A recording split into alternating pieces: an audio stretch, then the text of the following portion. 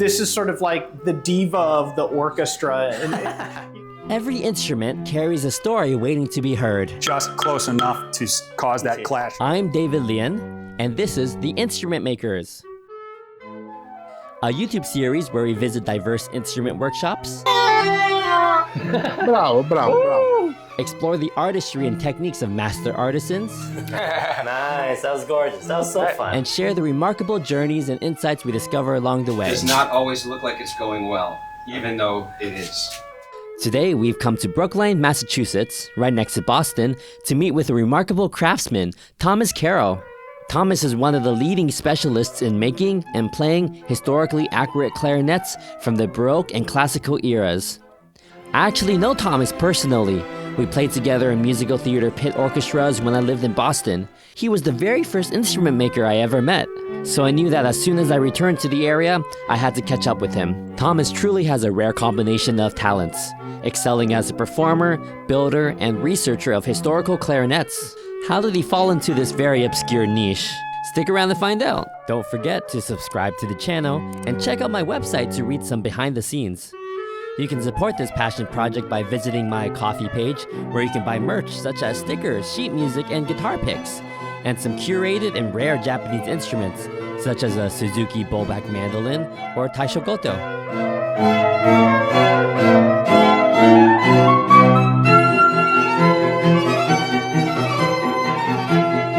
Anyways, thank you, Thomas, for having me here. No, thank you. This has been great. Hold on, let me do that. This has been great. We haven't done anything yet.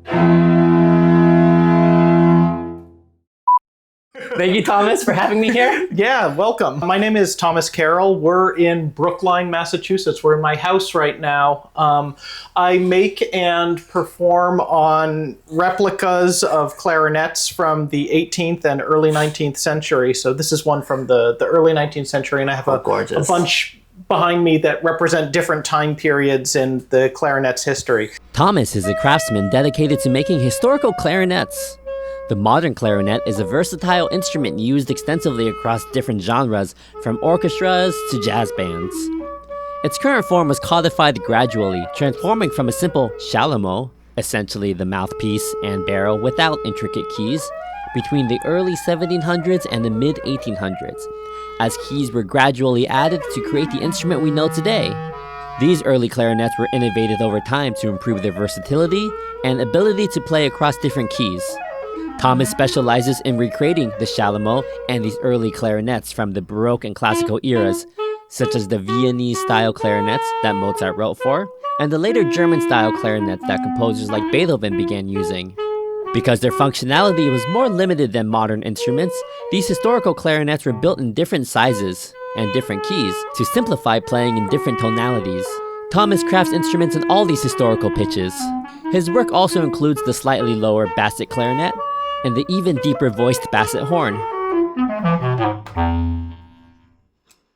So when I was a kid growing up in Southern California, my parents had a piano. As a kid, I was always kind of drawn to it, and I was like, oh, what's this do? What's this do? And it was really just like pressing the buttons. And so my parents enrolled me in Suzuki piano when I was like 3, and that didn't take. But I was definitely interested in music. My favorite cassette tapes growing up were Carol Channing narrating Peter and the Wolf. The Duck by the Oboe. So I kind of grew up hearing all the different colors and sounds of instruments. And then, you know, the typical public school thing, there's recorders, and then you get to choose an instrument, and you can either go the wind route or the string route. And in the district where I grew up, they did a musical aptitude test. When I took that test, she said, well, he can play anything, but probably a woodwind instrument would be more appropriate for him because he's really tiny, and like trombone definitely not, and saxophone would probably be too heavy. So it was clarinet, and I took to it, you know, pretty much immediately, and then it kind of went on from there. All the way through high school, I was playing not just clarinet, but saxophone and oboe and French horn. Why did you pick those up? Well, the French horn started because my band director in high school said that there were too many clarinets my first day of freshman year in band camp, and just picked a couple people randomly to switch to the marching French horn for marching band. Even if I didn't know it at the time, I was already kind of developing an ear for doubling and like the facility of, oh, okay, now I just have to be this person. Now I just have to be this person, and like trying to put on all the different hats of being a musician. Right. So I went to Oberlin for my undergrad, and I kind of for everything really. Okay. Yeah. And I kind of immersed myself in, performing. I was doing a bunch of new music. I was playing in all of the musical theater pits on pretty much all of the woodwinds. I was doing some composing myself. I was conducting and was the music director for the student circus. Because, of course, Oberlin would have a student circus. I love that. Which meant that, I had the freedom to write music, to commission other composers to write music for it, and then work really closely with the choreographers and That's so fun. the acrobats and the tumblers and everything to try to put something together. While I was at Oberlin, I wanted to try something else, and so my teacher at the time said, well, hey, here's a clarinet from the 18th century. Why don't you try this and see what happens? And I picked it up. I was like, oh, there's no keys on it. What the heck is this? And so I tried to play on it, and I got a sound on it, and I was kind of hooked. And so I went to the only place at the time where I knew that these instruments existed for sale, which was eBay. And I found an old English instrument from around 1820 that was broken. The mouthpiece was, had a crack in it. All the pads needed to be replaced. And so when it came to my dorm room, I basically had to teach myself to take all the keys off, to, clean out the board, oil the wood, to make new pads for the instrument. And so that gave me an appreciation for the mechanics of how the instrument worked and why, certain elements of the technique were highlighted more in the 18th century than they are now. I went down the rabbit hole of trying to teach myself to play these historical clarinets, and because Oberlin has such a fantastic library at the conservatory, they had facsimiles of most of the 18th century and early 19th century treatises. Oh, wow.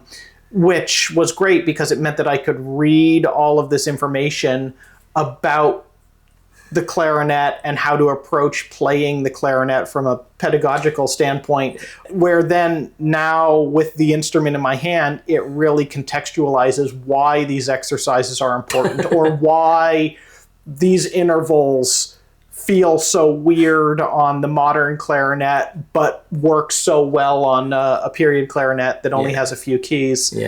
So that really got me interested in the research aspect of it. And one of the things that I always say to people is that for historical performance, at least 90% of what we do takes place in a library or in front of a book, because it's reading about the composers, it's reading about how the music is meant to be performed. It's taking information from a bunch of different treatises that were all written at the same time and trying to come up with an interpretation that fits the music in the contexts in which it was composed. So you also deeply enjoy this the research process beforehand too. Yeah. I think that's difficult for a lot of musicians. They just want to sit and play. Right. Yeah. Right.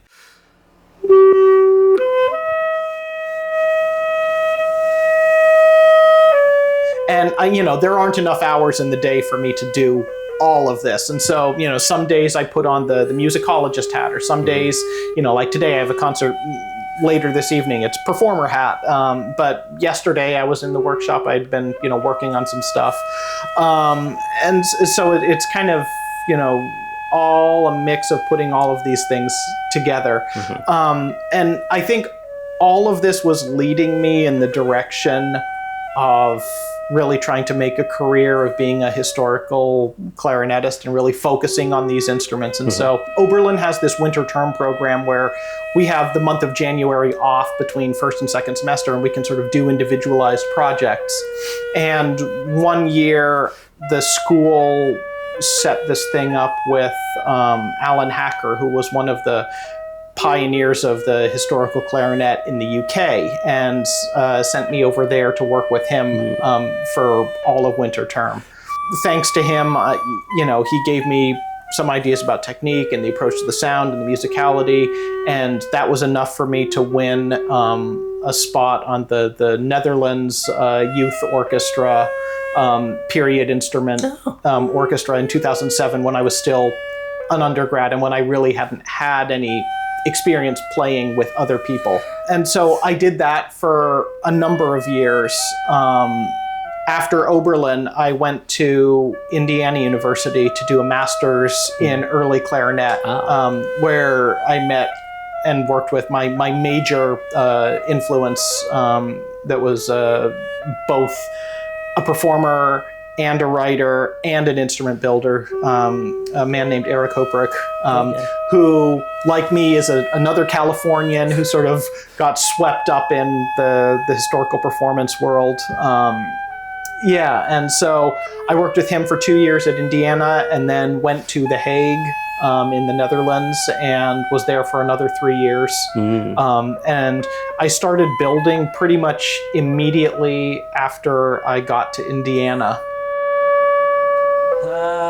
So the main difference, actually there's many differences. A lot. I'm gonna have to wrap my head around some of this.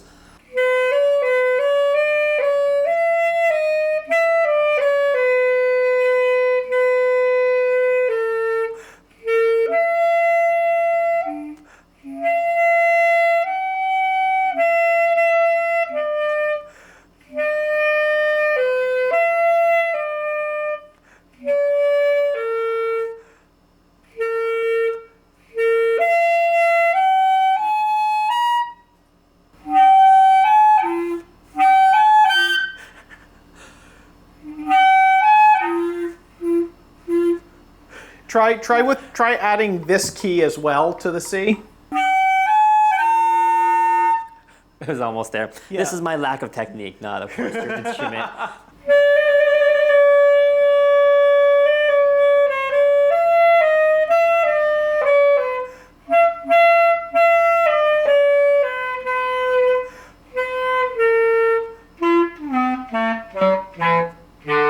That's the lowest note. Oh, hold on. E. Yeah. Yeah. It's a gorgeous instrument. Thank you. It plays so nicely. It's not. I would have expected it to be more difficult to play as a historical instrument, but it's not. But it's real. Well, No. I mean, that's one of the things. Like, I try to get my instruments to sound to work as easily as possible. Yes. Sounds like people need to write more modern pieces for instruments like these to make you use more of these keys. Weber is about as modern as it gets. Yeah. With that kind of stuff. So, like in this movement. Yeah.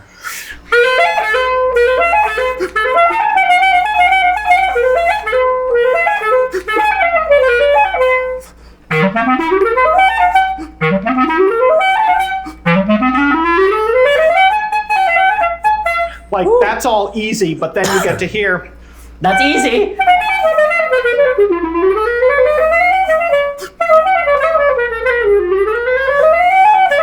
Like, that is a little bit trickier. Why did he start building? Well, if you'll notice behind me, there's a bunch of instruments. Yes. They're all very different looking. Yeah, they're all very different looking. They all serve very specific purposes. And if I were to buy them from other makers, it would cost a fortune. And so in one of my first lessons with Eric, he said, okay, well, there's this woman who gives money to the department. She's sort of a friend of all of the faculty and the students here. She says she's built a Chalumeau. She and her husband are instrument builders, and she wants to come by and just get some feedback on it. And so this woman, whose name was Linda Shortridge, came by the studio and had the Chalumeau, and Eric asked me for my feedback on it, and I said, okay, well, maybe if this hole was a little bit higher, or this one was a little lower, or the mouthpiece was, sculpted a little bit differently so it was more ergonomic for the teeth, or, things like that. And Eric looked at me and said, Linda is also looking for someone to rent out this house that she and her husband just bought in Bloomington, and they're thinking of putting a workshop in it. Would you be interested in that? And so I don't know if he had set this up before because he knew, in our numerous emails back and forth that I was interested in building, or if he just sort of saw that I had that kind of bent toward being able to analyze why instruments work or not. Yeah, it turned out to be one of the best things getting put in touch with her. She also bought all of the equipment and a bunch of wood from a wood turner and recorder maker who was in Bloomington at the time and was retiring and getting rid of all of his equipment. Okay. So suddenly I had access to a lathe and a drill press and a bandsaw, which I really didn't use all that much.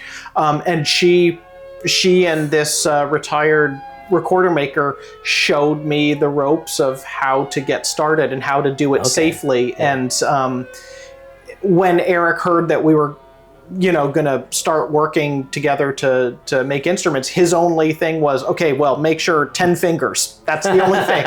And, still got 10 fingers, so it seems to be going pretty well so far. Yeah, so the first instruments that I made were totally instruments that were usable in performance. The first ones I made were Baroque clarinets, which I used later on that year in performance, and then my first Mozart Bassett clarinet, which I played my master's recital on, and then just a couple months later did my first Mozart clarinet concerto on.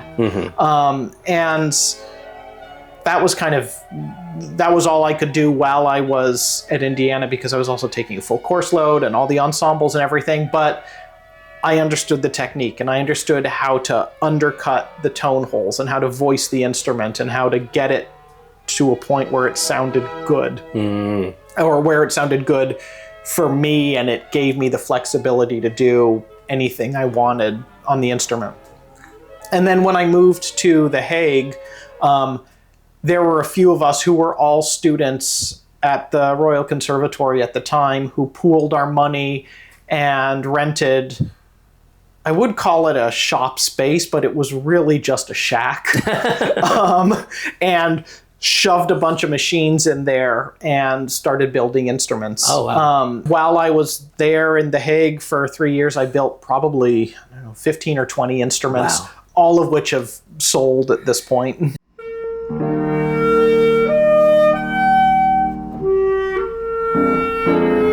So the instruments you were making in Indiana and Hague, you were collecting it for yourselves and making it for others as well. Yeah, so the way it kind of started, I didn't really intend to make instruments for other people originally. It was mainly so that I could fill out my own collection of the instruments that I needed to be able to play everything. But what ended up happening is people would say, "Oh, I really like that instrument. I need a new A clarinet. Can I get an instrument from you, or can I get a mouthpiece from you?" And it started with people wanting an instrument pretty much immediately.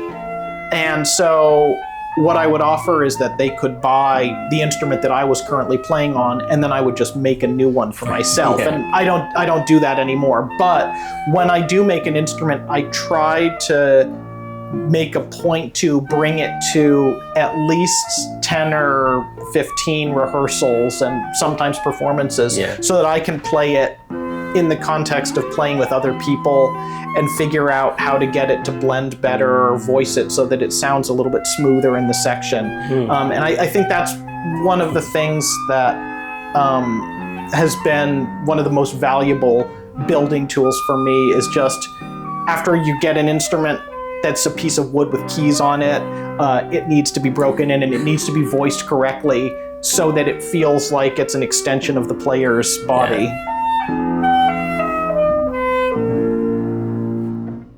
It can go from really mellow to very bright very Yeah. easily, it seems. Yeah, I mean, you can see why this is sort of like the diva of the orchestra in the way that Mozart writes for it and also the way that Rossini does. Yes. Yeah, I mean, there's so many great clarinet solos, especially in like the Italian bel canto opera, that fit right into the compass of this instrument. It takes a certain type of insanity to want to devote one's life to playing on these instruments. Yes. I mean, it's certainly not lucrative. It's difficult to play on. It's kind of a a wonky fingering system and all of that. Yeah, I mean, there are other makers out there that make these kind of instruments, but they're not performers. Mm-hmm. I think what makes me unique among makers and to some extent among performers as well is that I try to take what I've learned from being a performer and put that into the instruments, and I try to take what I've learned from being an instrument builder after all these years and let that influence my performances. And I find that that makes it really easy for me to just do everything in-house, as it were. Yeah, I mean, the material is a big part because all of the boxwood that I use for these instruments has to be imported because it doesn't typically grow this large in the US. So you can't even get this here. Right. Where does the wood come from? Most of the wood on the instruments I've been using recently comes from a guy in the UK named Hugh Crompton, who specifically cuts boxwood and ages it for use for instruments. Oh, okay. Yeah. Convenient. Yeah. Yes, and the UK has plenty of forests. They're very forested. Yeah. And then the keys are just flat pieces of brass that I hammer into the correct shape. So that's all completely done by hand. These rings originally on the instrument would have been ivory. Right now I'm using a synthetic replacement. I have worked with mammoth ivory in the past, but even that's getting harder to travel with without documentation. Yes. Yeah. It's the same story that pretty much everyone finds in The Hague. The student visa expires. There's the Zoekjaar where you have sort of a year to continue on past the student visa. After the student visa expired, I knew that I was going to have to move back to the States, and it was just a question of where to move back to the States. And I settled on Boston because Boston is one of the centers of early music in North America. You started building in Boston as well, too. Yeah, the building in Boston, I didn't really get started building in Boston until 2017. And that wasn't because I didn't want to, but it was because there just wasn't enough space. At the time, I was living in the top floor of a building that probably should have been condemned by Symphony Hall. And moving a 1,000-pound lathe up the stairs would have just brought the building down. There was no way that was going to happen. But in 2017, some space opened up at Artisans Asylum in Somerville. So I got some equipment and I moved in there and I started working on instruments. Originally, I made a couple instruments for myself just to make sure that I could still do it after essentially 3 years of not touching any of the tools, and it was fine. And then other clarinetists in North America started asking me for instruments, and so I started building for them, and then it kind of went from there. But a lot of the work that I do throughout the year as a builder is actually mouthpieces. Without a mouthpiece that has the right amount of resonance and the right kind of airflow and direction, that the instrument will never play at its full potential. And so a lot of players have come to me and asked for mouthpieces specific to their instruments. And that's always a fun challenge because if it's not an instrument that I've built originally, then I need to understand how that instrument works. And the most fun that I have is working with players who come in with original instruments, like who actually have originals from the the 18th century or the 19th century and say, I found this in an attic somewhere and like it's repadded and it plays, but it needs a mouthpiece. And then that's great because I can go back through all my measurements and sort of play around with the different parameters and try to get something that sounds good. I was doing an opera performance. There were 2 clarinetists in the pit, and then there were 3 clarinets in the onstage banda who were on stage for just a couple scenes. That was probably the largest collection of all of my instruments on stage at one point, Yes. at least so far. And that was actually really cool. That was maybe one of the coolest things. Not just to hear all of the instruments together, but to realize, cool, people put enough trust in me as a builder to take these things on stage. Wow. And they sound good on them. And it sounds like a real, full clarinet sound. And I mean, one of the things about me as a maker, and this goes for every maker and every luthier out there, is that I'm never satisfied. I'm always trying to get to the next level of not just accuracy in terms of measurements and how well I can do my job as just a maker of shaping the wood or shaping the metal, but in how much more subtlety I can give the instruments. And so every instrument feels like it's taking information that I've learned from the last one. And so, at least so far, everyone has been better than the instrument that came before it.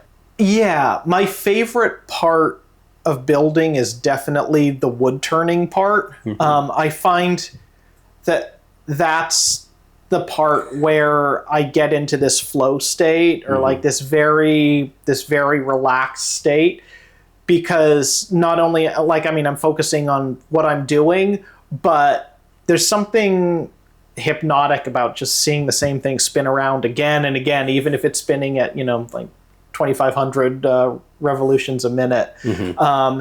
And there's something very calming about holding the chisel and touching the chisel to the wood and just seeing the wood peel off in these nice shavings and everything. Okay. Support music education in schools, all of you. Yes, I agree. I am a product of public school music education. All of this is a result of public school music education. So support at music education in schools. I love it. It was truly fantastic catching up with Thomas. I realized I hadn't often discussed this core part of his career with him before, which is surprising given that it's such a huge element of his life. He has carved out a perfect, unique niche, helping to keep these beautiful instruments and the music written for him alive and thriving. Not only is his craft inspiring, but his infectious and joyous attitude makes any time spent with him a pleasure. If you're interested in learning more about his historical instruments, performances, and the ensembles he plays with, please find his website linked below. Thank you for watching The Instrument Makers, and I'll see you next time.